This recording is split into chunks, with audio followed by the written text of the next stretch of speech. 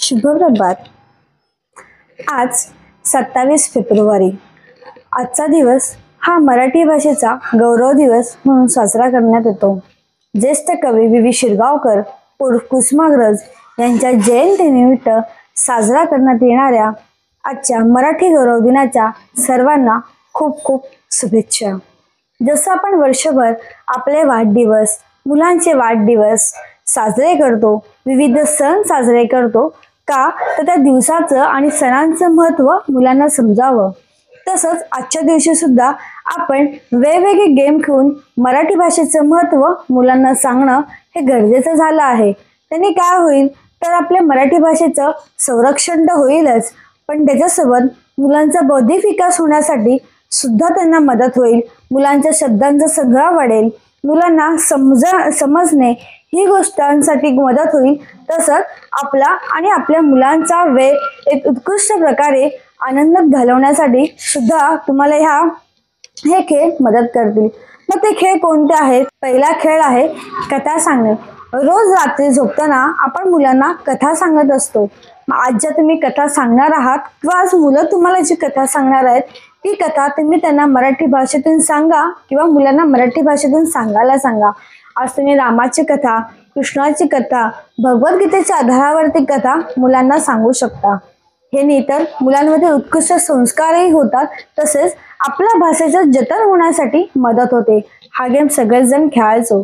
शेवटच्या अक्षरावरनं मराठीमध्ये एखादं गाणं बोलणं, शेवटच्या अक्षरावरनं गावाचं नाव सांगणे, शेवटच्या अक्षरावरनं मित्रमैत्रिणींची नावे सांगणे, शेवटच्या अक्षरावरून नातेवाईकांची नावे सांगणे, शेवटच्या अक्षरावरून फळांची किंवा फुलांची नावे सांगणे किंवा शेवटच्या वस्तूवरनं घरामध्ये असलेल्या वस्तूंची नावे सांगणे। ह्याचा उपयोग का होईल तर मुलांचा शब्दभांडार वाढेल, मुलं आपल्या डोक्याला चालना द्यायचा प्रयत्न करतील आणि जेव्हा आपण माहित नाहीये ती गोष्ट किंवा माहिती आहे ती गोष्ट आपण एका दुसऱ्या भाषेमध्ये आठवायचा प्रयत्न करतो का, तर आज आपली सगळीच मुलं ही इंग्रजी माध्यमाच्या शाळेमध्ये आहेत।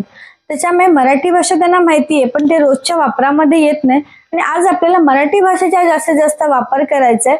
त्यावेळेला आपला जो उजवा साईडचा मेंदू आहे तो जास्त सक्रिय होतो आणि तो जास्त सक्रिय झाल्यामुळे त्या आपला बौद्धिक शक्तीचा विकास होतो आणि ह्याचा उपयोग मुलांना शैक्षणिक गोष्टीत तर होणारच आहे पण त्यांच्या पूर्ण आयुष्यासाठी होणार आहे।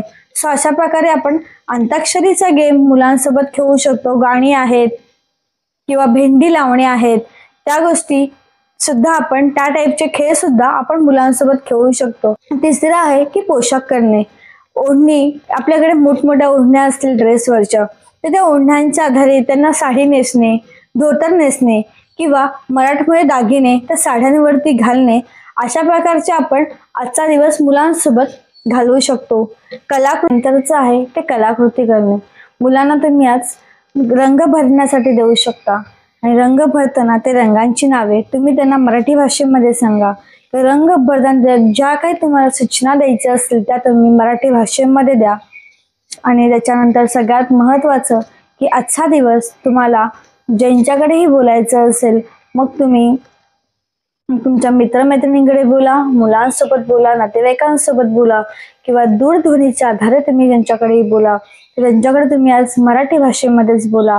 त्यांनी आपल्या मराठी भाषेचं संरक्षणही होईल आणि आपल्या बालपणाच्या आठवणीही आठवतील। त्याच्यामुळेच तुमचा आणि तुमच्या मुलांचा दिवस एकंदरीत खूप चांगल्या प्रकारे जाण्यासाठी तुम्हाला मदत होईल। आज मी इथे तुम्हाला 5 प्रकारचे खेळ सांगितलेले आहेत की आपण वेगवेगळ्या पद्धतीने कसा आजचा मराठी दिवस साजरा करू शकतो। ह्याच्यामधलेच किंवा तुम्ही तुमच्या मनाने आजचा दिवस कसा साजरा केलात किंवा कोणते खेळ तुम्ही मुलांसोबत खेळलात हे मला कमेंट बॉक्समध्ये नेऊन नक्की सांगा। धन्यवाद।